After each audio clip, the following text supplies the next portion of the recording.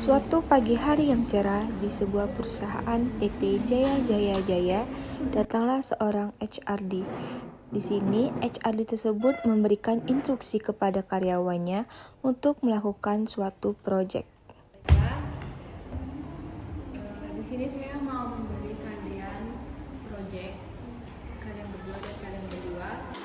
Di sini, atasan dan bawahan sedang melakukan diskusi untuk proyek yang akan mereka lakukan. Itu tugas kalian, saya tinggalin dulu. Saya permisi ya. Setelah mereka berdiskusi dan HR tersebut meninggalkan karyawannya, di sini terdapat dua jenis karyawan. Yang pertama ada karyawan yang sering menunda-nunda pekerjaan yang telah diberikan oleh atasannya. Bukannya mereka melakukan tugasnya, mereka malah melakukan hal-hal yang tidak penting. Dan yang kedua ada karyawan yang langsung mengerjakan tugas-tugas yang diberikan oleh atasannya. Mereka sangat kompeten dan rajin dalam mengerjakan tugas yang telah diberikan oleh atasannya. Selanjutnya, PT Jaya Jaya Jaya melakukan rapat tahunan yang dihadiri oleh beberapa karyawannya. Di sini rapat tahunan tersebut membahas tentang hasil kinerja karyawan selama 1 tahun belakangan dalam periode 2023-2024. Pada rapat tahunan 2023-2024 di PT Jaya Jaya Jaya, mereka juga membahas evaluasi kinerja karyawan di perusahaan mereka. Pada saat berlangsungnya rapat tahunan 2023-2024 PT Jaya Jaya Jaya, di sini kita dapat bisa lihat ada karyawan yang tidak memperhatikan rapat tersebut. Mereka malah asik mengobrol. Tetapi juga ada karyawan yang memperhatikan rapat tersebut, bahkan mereka menulis poin-poin yang penting yang ada di rapat tersebut. Setelah rapat tahunan selesai, HR memanggil karyawan yang kompeten untuk menemui dirinya. Assalamualaikum. Silakan duduk.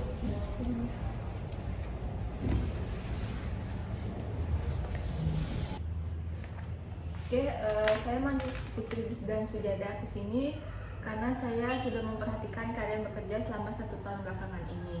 Saya melihat kinerja kalian semakin hari semakin meningkat dibandingkan karyawan-karyawan yang lain. Jadi di sini saya ingin mengapresiasi kinerja kalian. Di sini ada reward dari perusahaan untuk kalian berdua. Silakan di reward ke kalian berdua. Baik, terima kasih Bu atas rewardnya. Selain itu kami di sini sebagai karyawan juga memang bertanggung jawab untuk memberikan yang terbaik untuk perusahaan. Oh iya, sebelum kalian bekerja boleh tolong panggilkan Aprilia dan Megawati dulu untuk bertemu dengan saya ya. Baik Bu. Terima kasih Bu. Sampai di sini dulu ya Bu. Terima kasih Bu. Ya. Bu, masuk.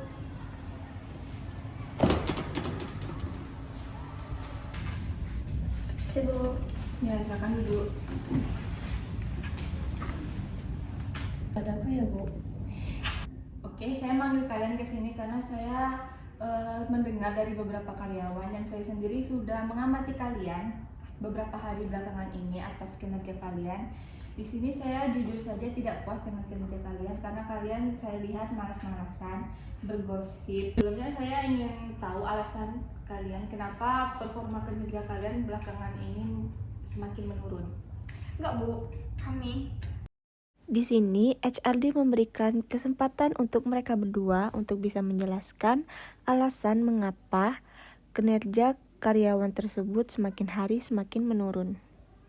Jadi seperti itu, tapi sesuai peraturan di perusahaan ini, kalau misalnya ada karyawan yang kinerjanya turun, saya mau tidak mau sebagai HR di sini, ini memberikan kalian surat peringatan pertama. Adanya surat peringatan pertama ini, semoga kinerja kalian bisa kembali seperti semula ya. Oke, silakan diterima. Kalian boleh start bekerja kembali.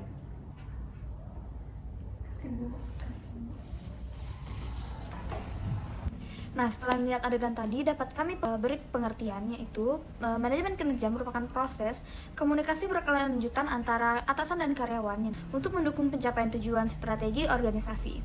Proses komunikasi termasuk mengklarifikasi harapan, menetapkan tujuan, mengidentifikasi tujuan, memberikan umpan balik, dan meninjau hasil. Selanjutnya, yaitu perubahan gaya bekerja dan lingkungannya berdampak pula pada harapan karyawan dengan perusahaan. Saat lingkungan kerja mengalami perubahan, tentunya penilaian kinerja dalam manajemen membutuhkan strategis khusus. Dengan menerapkan sistem manajemen kerja ini, perusahaan dapat memberikan pengalaman yang lebih baik bagi karyawan dalam hal pengembangan dan organisasi. Misalnya, perusahaan bisa menemukan keterampilan dan pengembangan untuk meningkatkan keterampilan karyawannya. Bukan hanya itu, manajemen kinerja juga bisa digunakan untuk membangun organisasi yang kompetitif dan gesit. Apa sih reward dan punishment itu? Jadi, reward merupakan suatu upaya oleh perusahaan untuk menghargai atau memberikan sejumlah apresiasi dalam bentuk bonus atau benefit lainnya terhadap karyawan yang telah berprestasi atau berhasil mencapai target yang ditetapkan. Berbeda dengan reward, punishment adalah bentuk teguran dari perusahaan terhadap kinerja karyawan yang menurun. Tetapi di sisi lain, punishment juga dapat diberikan atas penilaian seseorang yang berperilaku negatif atau melanggar aturan. Dalam sebuah perusahaan, pemberian punishment berdasarkan penilaian terukur dan menyesuaikan dengan aturan tertentu dalam perusahaan. Seorang karyawan tidak begitu saja menerima punishment. Perusahaan tentu sudah menilai dengan baik sebelum menerapkan hal tersebut. Nah, selanjutnya, apa sih pengaruh pemberian reward dan punishment terhadap karyawan? Untuk reward, karyawan yang menerima reward akan mendapatkan pengalaman yang menyenangkan serta apresiasi yang meningkatkan motivasi kerjanya. Sehingga karyawan tersebut merasa perlu memberikan kontribusi yang lebih dan mempertahankan kinerjanya agar menerima reward yang lebih di kemudian hari. Sedangkan punishment memberikan pengaruh positif dan efek jerah serta memotivasi karyawan untuk berbuat sesuatu yang lebih baik. Jika itu berhubungan dengan kualitas kerja, maka mereka akan berusaha untuk meningkatkannya. Dan kalau itu berhubungan dengan perilaku, maka mereka akan memotivasi diri untuk berperilaku dengan baik. Di sisi lain, punishment juga mendorong karyawan agar mencapai apa yang harus mereka capai agar dapat menerima reward atas apa yang telah mereka lakukan. Jadi, secara menyeluruh, reward dan punishment memiliki pengaruh positif serta signifikan terhadap kinerja karyawan. Dalam penerapannya, keduanya dapat dilihat sebagai motivasi meskipun dari sisi yang berbeda, tetapi menghasilkan bentuk yang positif. Di sini saya akan menjelaskan mengenai penilaian kinerja. Menurut Shimamura, pengertian kinerja karyawan adalah tingkat terhadap para karyawan mencapai persyaratan-persyaratan pekerjaan. Penilaian kinerja adalah upaya yang mengukur kinerja karyawan, baik aspek kualitatif maupun kuantitatif dari pelaksanaan pekerjaan karyawan tersebut. Selanjutnya, menurut Rival, penilaian kinerja atau performance appraisal merupakan kajian sistematis tentang kondisi kerja karyawan yang dilaksanakan secara formal dengan dikaitkan standar kerja yang telah ditentukan perusahaan. Nah, dari kedua pengertian tersebut, dapat kita simpulkan bahwa penilaian kinerja merupakan suatu proses pengukuran kinerja karyawan yang dilihat dari pekerjaan setiap karyawannya dengan menggunakan aturan-aturan penilaian yang telah ada di setiap perusahaan. Yang mana hasil dari penilaian kinerja tersebut dapat dijadikan sebagai acuan. Adapun tujuan-tujuan khusus dari penilaian kinerja karyawan itu digolongkan dalam dua bagian besar, yaitu tujuan evaluasi atau evaluation. Tujuan evaluasi dari penilaian kinerja yaitu seorang manajer menilai kinerja masa lalu seorang karyawannya. Evaluasi menggunakan rating deskriptif untuk menilai kinerja dan kemudian menggunakan data tersebut dalam keputusan-keputusan tertentu. Hasil keputusan tersebut dapat berupa review gaji dan kesempatan promosi untuk kenaikan jabatan setiap karyawannya. Penerapan metode penilaian kinerja secara evaluatif sering digunakan cepat dan mudah dilaksanakan. Metode penilaian kinerja secara evaluatif yaitu membandingkan semua karyawan satu dengan yang lain atau terhadap beberapa standar berdasarkan catatan kinerja setiap karyawannya. Dua, yaitu tujuan pengembangan atau development. Tujuan pengembangan dari penilaian kinerja dilakukan seorang manajer untuk meningkatkan kinerja seorang individu di masa mendatang. Manajer memberikan saran kepada karyawan mengenai pengembangan karirnya dan membentuk bawahannya untuk menentukan tujuan kinerjanya. Aspek pengembangan dan penilaian kinerja yaitu mendorong pertumbuhan karyawannya dengan memperhatikan kebutuhan-kebutuhan dari anggota termasuk keahlian, pengalaman, atau pengetahuan yang dibutuhkan seseorang untuk melaksanakan pekerjaannya agar lebih baik. Penilaian kinerja yang bertujuan pengembangan juga mencakup pemberian pedoman untuk karyawannya dalam kinerjanya di masa depan. Manfaat penilaian kinerja.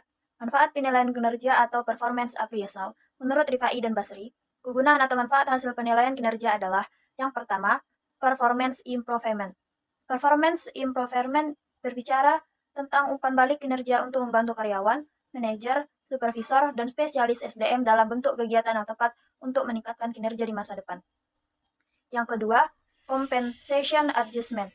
Penilaian kinerja membantu menentukan siapa yang akan menerima upah, bonus, atau bentuk lain dari kenaikan gaji menurut sistem tertentu. Placement decision. Promosi atau demosi dapat didasarkan pada kinerja masa lalu dan bersifat proaktif, misalnya dalam bentuk kompensasi bagi karyawan yang telah bekerja baik dalam peran sebelumnya. Yang keempat, training dan development needs. Kinerja yang buruk menunjukkan perlunya pelatihan ulang sehingga setiap karyawan harus selalu memiliki kesempatan untuk berkembang guna memenuhi kebutuhan posisinya saat ini. Yang kelima, career planning dan development. Umpan balik kinerja dapat sangat membantu dalam proses pengambilan keputusan, terutama untuk karir khusus seorang karyawan sebagai langkah pembangunan diri karyawan. Yang keenam, staffing process deficiencies. Kinerja yang baik dan buruk berdampak pada kekuatan dan kelemahan proses rekrutmen SDM. Yang ketujuh, informational inaccuracies. Kinerja yang buruk dapat menunjukkan kesalahan dalam informasi, analisis pekerjaan, dan perencanaan tenaga kerja, atau aspek lain dari sistem manajemen SDM. Hal ini menyebabkan ketidakakuratan dalam perekrutan, pelatihan, dan keputusan konsultasi. Yang kedelapan, job design error. Kinerja yang buruk dapat menjadi tanda pengaturan kerja yang salah satu tidak tepat. Kegagalan ini dapat didiagnosis dengan penilaian kinerja. Yang kesembilan, feedback to human resources. Baik buruknya kinerja suatu perusahaan menunjukkan seberapa baik fungsi Departemen Sumber Daya Manusia dijalankan. Baiklah, selanjutnya di sini saya akan menjelaskan jenis-jenis penilaian kinerja. Menurut Faiza Rifahi tahun 2011 terdapat 3 jenis penilaian kinerja, yaitu yang pertama ada penilaian hanya dari atasan. Penilaian hanya dari atasan ini terbagi lagi menjadi 2, yaitu A. cepat dan langsung, dan B. dapat mengarah ke distorsi karena pertimbangan-pertimbangan pribadi. Yang selanjutnya yang kedua yaitu penilaian kelompok lini. Atasan dengan atasan membahas kinerja karyawan, kemudian yang dinilai yaitu ada 2. Yang pertama ada objektivitas, lebih akurat dibanding hanya dengan atasan sendiri. Dan yang kedua, individu yang dinilai tinggi dapat mendominasi penilaian. Selanjutnya yang ketiga yaitu penilaian oleh kelompok staf. Pada jenis penilaian kinerja yang ini, atasan meminta 1 atau lebih individu untuk diajak bermusyawarah, kemudian atasan langsung membuat keputusan akhir.